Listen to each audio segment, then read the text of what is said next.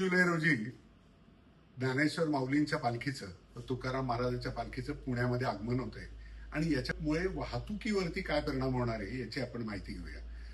आम्ही जो पालखीचा रूट आहे त्याला 3 वेगवेगळ्या एरियामध्ये डिवाइड केलेला आहे.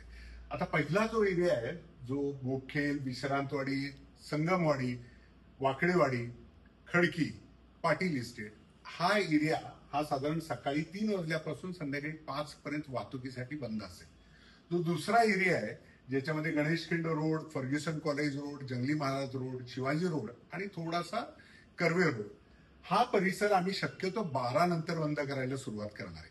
सो 12 वाजल्यापासून संध्याकाळी 6 वाजेपर्यंत हा परिसर बंद असेल.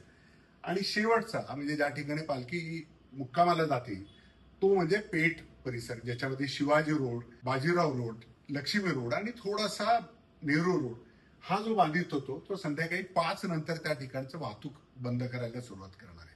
त्यामुळे आपला प्रवास आणि आपण बाहेर निघताना याचं जर प्लॅनिंग केलं तर निश्चितच आपलीही गैरसोय होणार नाही आणि पालखीचं मुवमेंट सुद्धा चांगल्या पद्धतीने होईल.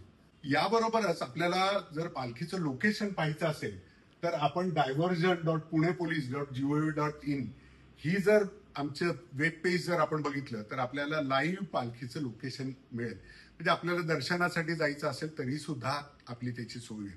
नमस्कार.